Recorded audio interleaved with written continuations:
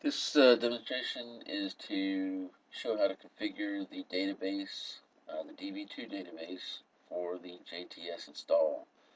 First thing we need to note under the Team Concert system requirements, which Team Concert is part of the JTS suite. That's going to be the same for all three JTS tools.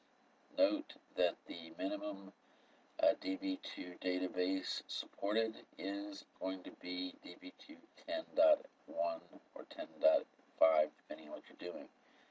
For RRDI support, you cannot use Express C10. However, for RRDI, you can use IBM DB2 Express Edition for that. The 10.1 or the 10.5. So we've downloaded 10.1 to get this started and expanded it into its own folder.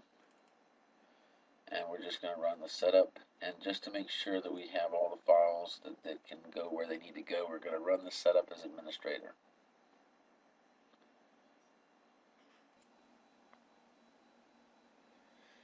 And we say yes for the admin. And it'll take a second and then pop up on the screen.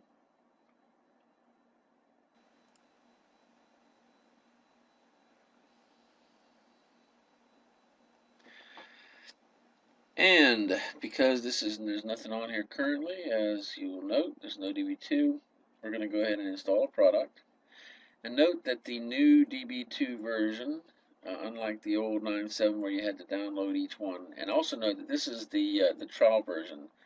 And I'm not sure why it calls it a trial version, because it's not, because this is the one that you can download from the Jazz website. But the one you want is the DB2 Express version, not the DB2 Express C version, which I don't even think is on here. So go to DB2 Express version.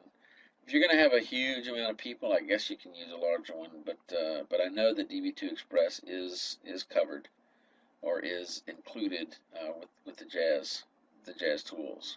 So click Install now, and it takes a second. It'll pop up. We're really done with this screen, by the way. So we'll close that so we see what's happening.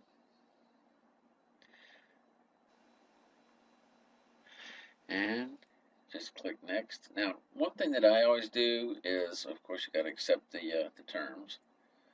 I go ahead and go with the typical installation.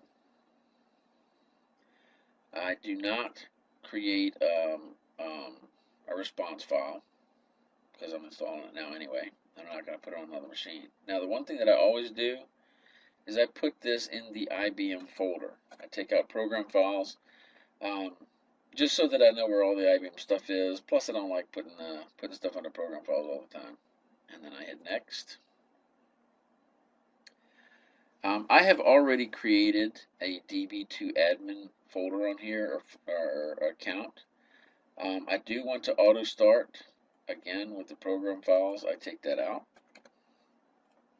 Note before I get much further that DB2 exists, and I've assigned a password, and DB2 admin is also a member of the administrators group. So while that's opening up, we'll go ahead and hit Next. We do want to auto start. Oh, wait a minute, we don't want to auto start the SSH. I'm sorry. We do not want to. I don't, because it doesn't need to have the secure shell. So do not restart IBM SSH server. But we look at the local users and groups. Note that DB2 admin does exist, and he is a member of administrators. In this case, he's also a member of the DB2 admins because I've already added that account at one point and deleted DB2 so that I could reinstall DB210. But the first thing you need to do is create DB2 admin, give it a password, and make him a member of the administrators group. Don't install SSH. Note DB2 admin is there, and I want to put in my password.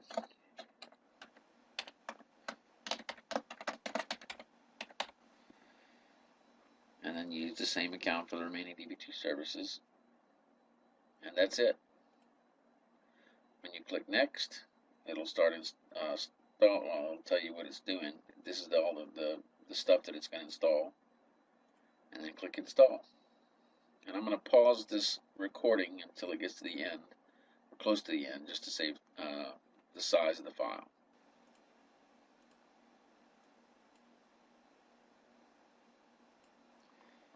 Okay, once it's completed its installation, you can then go next. So if you're going to use Visual Studio or need those add-ins, that's fine. You can install those. I don't, because I don't have Visual Studio. Other than that, we're done. That is the installation of DB2. It comes up with some warnings, but I think everything's fine. In terms of warnings, I think it's because of the internet connection or something or another. But this works fine. I have not seen any problem with this. So I'll go ahead and close that out, and you'll note that it is right now. Also note, as you may have already found out, that the control center is not there. Don't know why. I'm going to make another video and show you how to set up the databases for the JTS server. Other than that, that's it.